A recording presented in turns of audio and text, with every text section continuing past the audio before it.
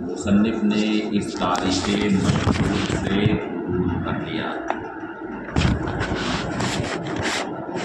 وجہ عبور ایک تو یہ ہے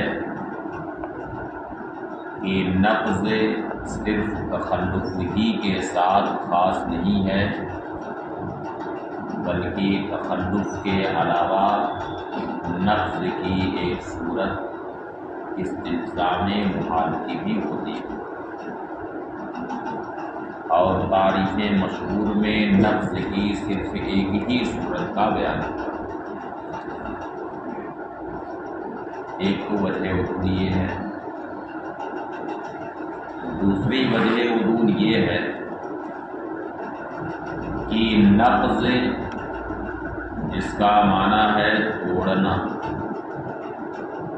تو یہ صفت ہے ناقص کی۔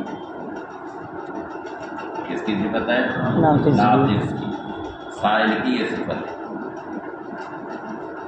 جبکہ تخلف الحکم یعنی حکم کا متخلف ہونا یہ ناقص کی صفت نہیں ہے بلکہ حکم کی صفت ہے۔ نقض صفت ہے کس کی؟ ناقص کی، اور تخلف الحکم سے جو اس کی تعریف کی گئی تو یہ تخلف حکم کی صفت ہے۔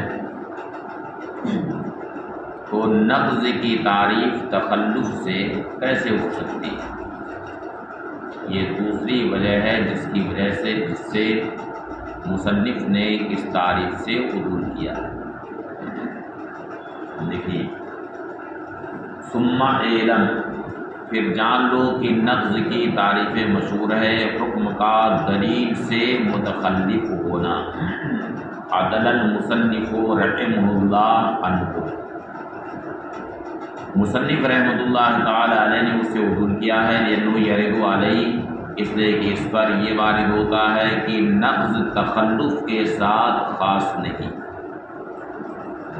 کما رفتا، جیسا کہ آپ جان چکے ہیں، بلکہ نقض کی ایک صورت استلزام محال کی بھی ہے، اور تعریف مشہور میں اس صورت کا ذکر نہیں کیا۔ دوسری وجہ عدول یہ ہے کہ وَأَنَّ النَّقْضَ صِفَةٌ ناقص، یعنی نقض یہ ناقص کی صفت ہے، جبکہ تخلف یہ صفت ہے کس کی؟ حکم کی۔ شارح کہتے ہیں کہ ان دونوں سوالوں کا جواب ممکن ہے، جواب دیا جا سکتا ہے۔ پہلے سوال کا جواب یہ دیا جائے گا کہ حکم سے مراد یہاں پر مدلول ہے، تو تخلف الحکم عن الدلیل کا مطلب ہے تخلف المدلول عن الدلیل، اور تخلف کا معنی ہے انتفاع، تخلف کا معنی انتفاع، تو اس تعریف کا مطلب ہے انتفاع المدلول عن الدلیل، یعنی مدلول کا دلیل سے منتفی ہونا، یہ تعریف مشہور کا معنی۔ اور دلیل سے مدلول کا انتفاع ہونے کی دونوں صورت ہے، ایک تو یہ ہے کہ دلیل کسی صورت میں پائی جائے اور مدلول وہاں پر نہ پایا جائے، یہ تخلف والی صورت ہے کہ کسی صورت میں دلیل پائی جائے اور حکم وہاں پہ نہ پایا جائے، مدلول نہ پایا جائے۔ اور دوسری صورت یہ ہے کہ دلیل تو پائی جائے مگر مدلول بالکل ہی نہ پایا جائے، اور یہ اس وقت ہوگا جبکہ دلیل کسی محال کو مستلزم، یہ اس وقت ہوگا جبکہ دلیل کسی محال کو مستلزم۔ اس لیے تعریف مشہور جو ہے تخلف الحکم یعنی دلیل، یہاں پہ حکم سے مراد جب مدلول لے لیا اور تخلف سے مراد انتفاع لے لیا، تو اس تعریف کا معنی انتفاع المدلول یعنی دلیل، یعنی مدلول کا دلیل سے منتفی ہونا، اور مدلول کا دلیل سے منتفی ہونے کی دونوں صورت ہے۔ ایک صورت یہ ہے کہ دلیل کسی صورت میں پائی جائے اور وہاں پر مدلول نہ پایا جائے تو اسی کو تخلف کہتے ہیں، اور دوسری صورت یہ ہے کہ مدلول بالکل ہی نہ پایا جائے، اور یہ اس وقت ہوگا جب کہ دلیل مستلزم محال ہو۔ تو جو تعریف مشہور ہے نقض کی، وہ بھی نقض کی دونوں صورتوں کو شامل ہے، تخلف کو بھی شامل ہے اور استلزام محال کو بھی شامل ہے۔ وَيُمْكِنُ الْجَوَابُ عَنِ الْأَوَّلِ، اور پہلے کا جواب اس طور سے ممکن ہے کہ بِأَنَّ الْمُرَادَ بِالْحُكْمِ الْمَدْلُولِ، حکم سے مراد مدلول ہے۔ عام من یکون مدعا او غیرہ، عام ازی کی وہ مدعا ہو یا غیر مدعا، فیکون المعنی، تو معنی یہ ہے انتفاع المدلول مع وجود الدلیل، یعنی دلیل پائے جانے کے باوجود مدلول کا منتفی ہونا، مدلول کا نہ پایا جانا۔ وذالک یکون بوجہین، اور اس کی دو صورت ہوتی، اس کی دو صورت ہوتی، احدہما ان یوجد الدلیل فی صورت ولم یوجد المدلول فیہا، ایک صورت تو یہ ہے کہ دلیل کسی صورت میں پائی جائے اور مدلول وہاں پر نہ پائے جائے، تخلف المشہور، جیسا کہ تخلف مشہور میں ہوتا ہے کہ دلیل پائی جاتی ہے کسی صورت میں اور مدلول وہاں پر نہیں پایا جاتا۔ والثانی ان یوجد ولا یوجد مدلولہ اصلا، دوسری صورت یہ ہے کہ دلیل تو موجود ہو مگر اس کا مدلول بالکل ہی موجود نہ ہو، اس کا مدلول نہ پایا جائے۔ کما اذا استلزم المحال، مثلا جبکہ دلیل کسی محال کو مستلزم، غایتہ، تو جہاں تک بات تعریف مشہور کے صحیح ہونے کی ہے تو تعریف صحیح ہے اپنی جگہ، زیادہ سے زیادہ آپ یہ کہہ سکتے ہیں کہ وہ تعریف خوب ظاہر نہیں، خوب واضح نہیں، بس یہی آپ کہہ سکتے ہیں۔ تو یہ تو انداز گفتگو ہر ایک کا الگ الگ ہوتا ہے، کوئی بات اس طریقے سے کرتا ہے کہ اس کی بات بڑی پیچیدہ ہوتی ہے، کیا کہنا چاہتا ہے جلدی سمجھ میں بات نہیں آتی ہے، اور کوئی ایسا حیوان ناطق ہوتا ہے کہ جو بھی بولتا ہے تو بڑے واضح انداز میں بولتا ہے، اس میں کوئی پیچیدگی نہیں ہوتی ہے، تو یہ تو انداز کی بات۔ تو زیادہ سے زیادہ آپ یہ کہہ سکتے ہیں کہ تعریف مشہور ظاہر نہیں، واضح نہیں، اور مصنف کی تعریف واضح۔ غایتہ انہ لیس بظاہر، زیادہ سے زیادہ یہ ہے کہ وہ تعریف ظاہر نہیں ہے، تعریف میں وہ ملائم الارادہ نہیں، تعریف میں یعنی تخلف سے انتفاع مراد لینا یہ ہے ظاہر نہیں، اور یہ غیر مناسب ہے کہ تخلف سے انتفاع مراد لیا، اس لیے کہ عام طور سے جب تخلف الحکم یعنی مدلول کہا یعنی دلیل کہا جاتا ہے تو ذہنوں میں تبادل اسی معنی کا ہوتا ہے جو تخلف کا معنی ہوتا ہے، تو زیادہ سے زیادہ آپ یہ کہہ سکتے ہیں کہ وہ ظاہر نہیں ہے اور تخلف سے انتفاع کا معنی مراد لینا مناسب نہیں۔ غایتہ انہ لیس بظاہر، زیادہ سے زیادہ یہ ہے کہ وہ ظاہر نہیں ہے کہ تعریف میں اس کا مراد لینا مناسب. وعن الثانی بأن المعرفہ والنقض الاصطلاحی. تعریف مشہور پر دوسرا سوال یہ تھا کہ نقض یہ صفت ہے کس کی؟ کس کی؟ ناقص کی. کیونکہ نقض کا معنی توڑنا، تو یہ توڑنا کس کا کام ہے؟ ناقص کا کام.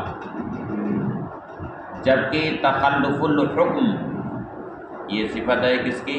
حکم کی. تو دوسرا سوال یہ تھا کہ تخلف حکم کی صفت ہے، نقض ناقص کی صفت ہے، تو نقض کی تعریف تخلف سے کیسے صحیح؟ تو اس کا جواب یہ دیا کہ نقض سے یہاں پر معنی لغوی مراد نہیں ہے جو ناقص کی صفت ہے. معنی لغوی مراد نہیں ہے جو ناقص کی صفت ہے، بلکہ نقض سے یہاں پر معنی اصطلاحی مراد ہے. نقض سے مراد کیا ہے؟ معنی اصطلاحی. مگر اس پر بھی بات بنے گی نہیں، اس لیے کہ معنی اصطلاحی آپ نے کیا بیان کیا؟ ابطال الدلیل، دلیل کو باطل کرنا، اور باطل کرنا کس کا کام ہے؟ کس کا کام ہے؟ ناقص کا کام ہے. تو گھما پھرا کر کے تو بات وہی ہوئی.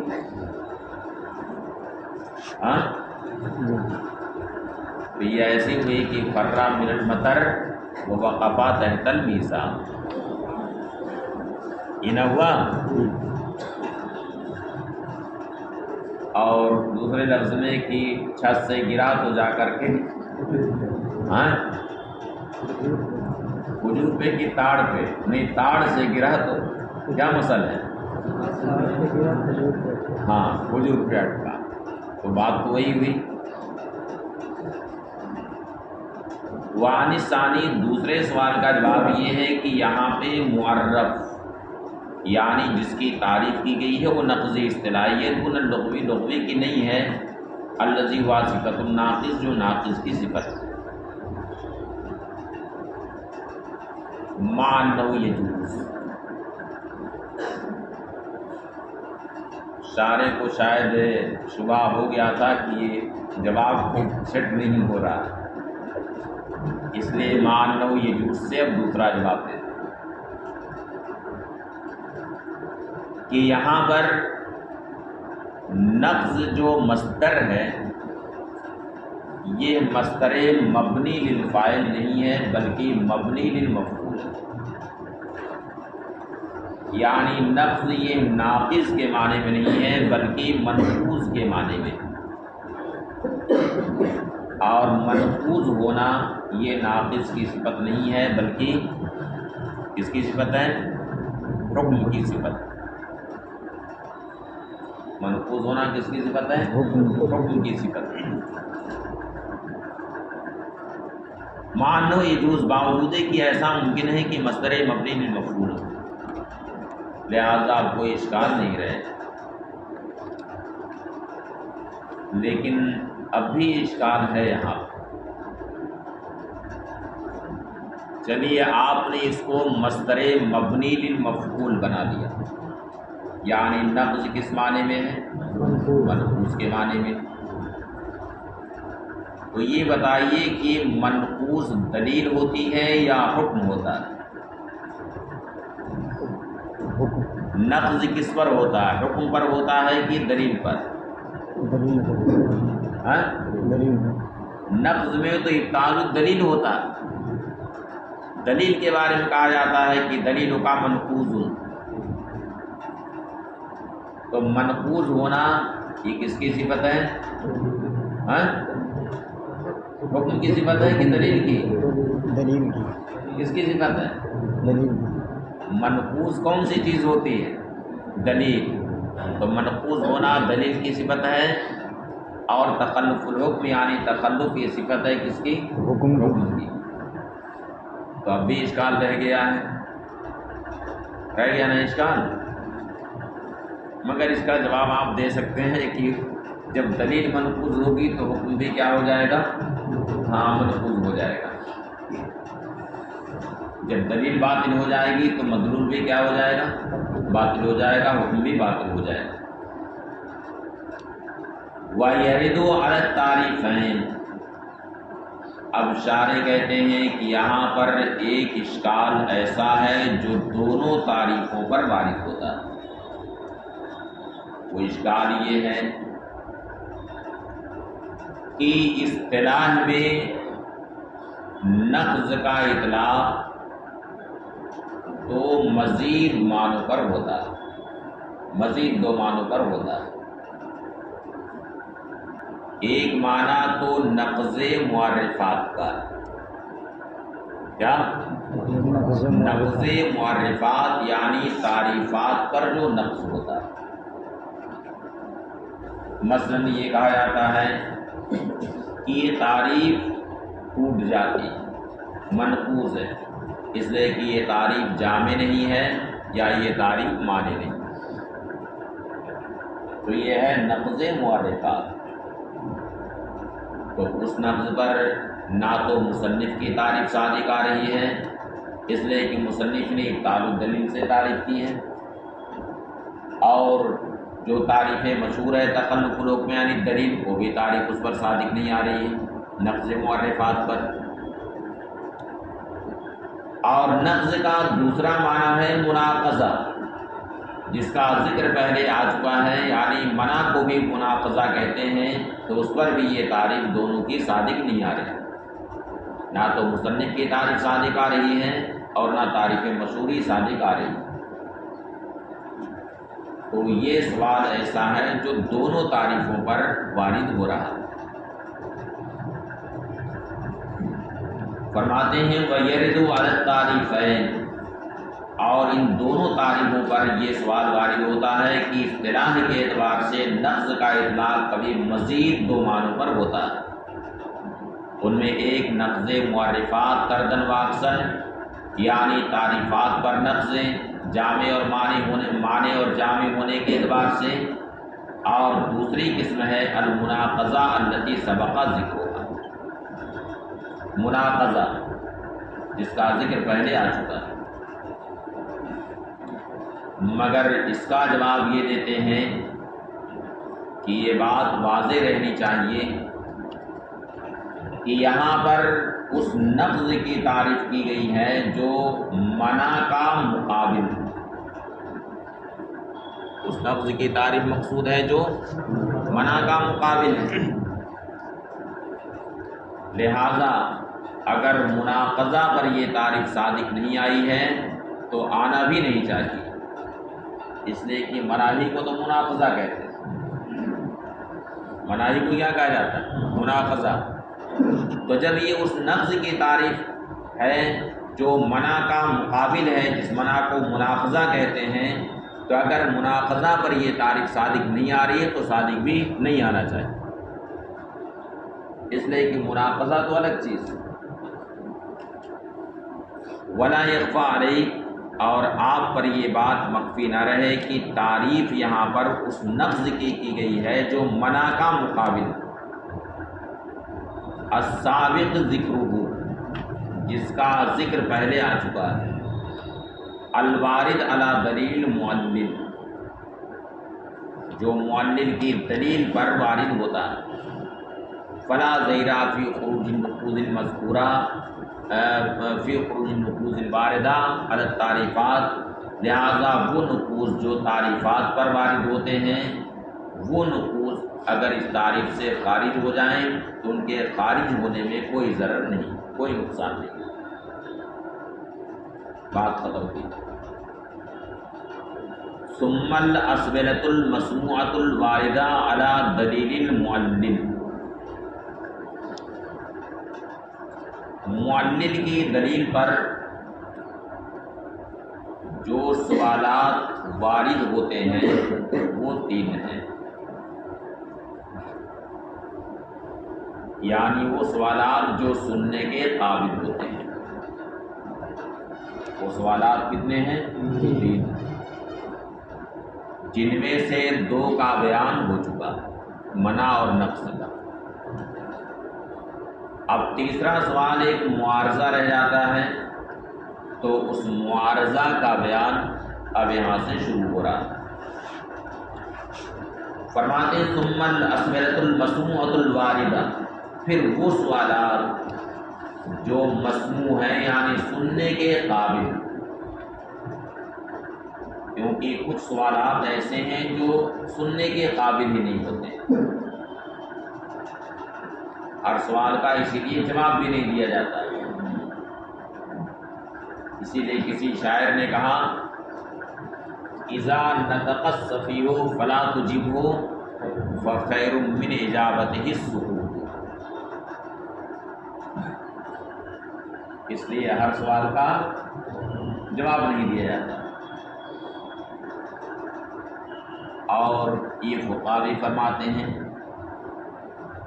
کہ من افتا بکل مسئلۃ فہو مجنون، جو ہر سوال کا جواب دے تو کیا ہے؟ مجنون ہے، پاگل ہے۔ اس لیے ہر بات کا جواب نہیں دیا جاتا ہے نا۔ اور مجان الادب میں آپ لوگوں نے امام ابو یوسف رحمۃ اللہ تعالی علیہ کا واقعہ پڑھا ہوگا، ہاں؟ ایک شخص تھا جو کچھ نہیں پوچھتا،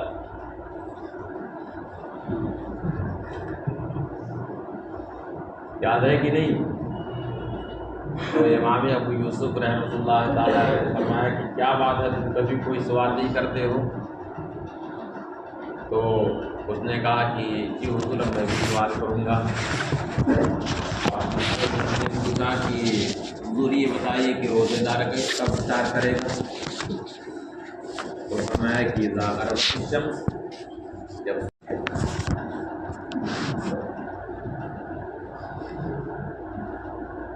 اس لیے ہر سوال کا جواب نہیں دیا جاتا۔ تو فرمایا کہ پھر وہ سوالات جو قابل سماعت ہوتے ہیں، معلل کی دلیل پر وارد ہوتے ہیں، وہ 3: منع، نقض اور معارضہ۔ فالاولان ما عرفتا، تو پہلے والے دونوں تو وہی ہیں جو آپ جان چکے ہیں، یعنی منع اور نقص۔ والثالث ما فسرہ بقولہ، اور تیسرے سوال کی تفسیر اپنی اس قول سے کی۔ والمعارضہ اقامت الدلیل علی خلاف ما اقام الدلیل علیہ الخصم، یعنی اس کے خلاف دلیل قائم کرنا جس پر خصم نے دلیل قائم کی ہے، فریق مخالف نے جس پر دلیل قائم کی۔ جیسے ایک فریق نے حدوث عالم پر دلیل قائم کی ہے، تو اب اس کے خلاف پر دلیل قائم کرنا، یعنی کوئی عالم کے قدیم ہونے پر دلیل قائم کرے، تو معارض یہ معلل کی دلیل سے کوئی چھیڑخانی نہیں کرتا، ایک دم اسے ہاتھ نہیں لگاتا ہے کہ آپ کی دلیل صحیح ہے کہ باطل ہے، اسے ہاتھ نہیں لگاتا۔ بس اس کا کام یہ ہے کہ اس کے خلاف کوئی دوسری دلیل لے آتا، بس یہ اتنا کام ہے معارض، تو اس کے خلاف کوئی دلیل لے آتا۔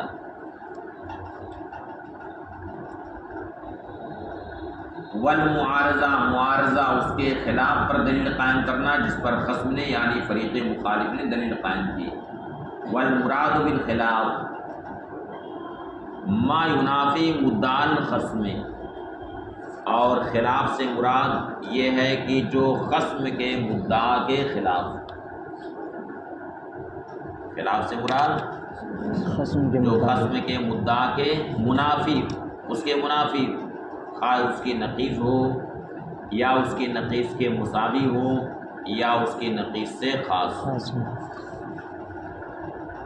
لا ما یغایرہ مطلقاً، خلاف سے مراد یہ نہیں ہے کہ جو مطلق اس کے مغایر ہو، بلکہ یہاں خلاف کا مطلب ہے کہ اس کے مدعا کے منافی ہو، خواہ اس کی نقیض ہو یا نقیض کے مساوی ہو یا اس کی نقیض سے اخص۔ جیسے دو آدمی کے درمیان مناظرہ اس بات پر ہو رہا ہے کہ یہ ابیض ہے یا اسود ہے، اس پر مناظرہ ہو رہا ہے کہ ابیض ہے یا اسود ہے۔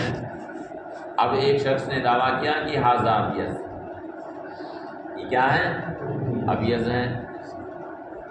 تو اب ابیض کی اب جو فریق مخالف ہے یا تو بالکل اس کی نقیض لے آئے، مثلا یہ کہے کہ ھذا لا ابیض، یہ کیا ہے؟ لا ابیض ہے۔ تو لا ابیض یا ابیض کی کیا ہے؟ نقیض۔ یا لا ابیض کا جو مساوی ہے اس کو لے آئے، مثلا کہ ھذا اسود، تو اسود اور لا ابیض ان دونوں کے درمیان مساوات ہے کہ نہیں؟ ہر اسود لا ابیض ہے اور ہر لا ابیض اسود ہے۔ کیا خیال؟ یا یہ ہے کہ اس کی نقیض سے اخص کو لے آئے، اس کی نقیض سے اخص کو لے آئے، مثلا یہ کہہ دیا کہ ھذا اسود، اسود اور لا ابیض میں مساوات نہیں ہے، یہ کہا ھذا اسود، تو اسود اور لا ابیض میں مساوات نہیں ہے، اس لیے کہ ہر اسود لا ابیض ہے لیکن ہر لا ابیض اسود نہیں ہے، ہر اسود لا ابیض ہے لیکن ہر لا ابیض اسود نہیں ہے۔ یہ بھی ہو سکتا ہے کہ اصفر ہو، ہاں، انا بقرۃ صفراء فاقع لونھا تسر الناظرین،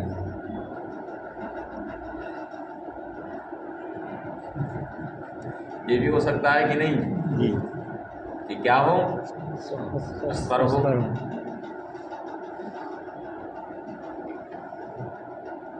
لا ما یغایر مطلقاً، یہ مراد نہیں ہے کہ جو مطلب طریقے سے اس کا مغایر، کما یشعر بہ لفظ الخصم، جیسا کہ لفظ خصم اس کا پتہ دے رہا ہے، یعنی لفظ خصم کا مطلب یہ ہے کہ خصومت ہے، جھگڑا، اور خصومت اسی وقت ہوگی جبکہ منافات ہو دونوں میں، لأنہ انما یتحقق المخاصمہ، اس لیے کہ مخاصمہ کا تحقق اسی وقت ہوگا جبکہ دونوں میں سے ایک کی دلیل کا مدلول دوسرے کی دلیل کے مدلول کے منافی، مثلا ایک کی دلیل سے عالم کا حادث ہونا ثابت ہو رہا ہے اور دوسرے کی دلیل سے عالم کا قدیم ہونا ثابت ہو رہا ہے،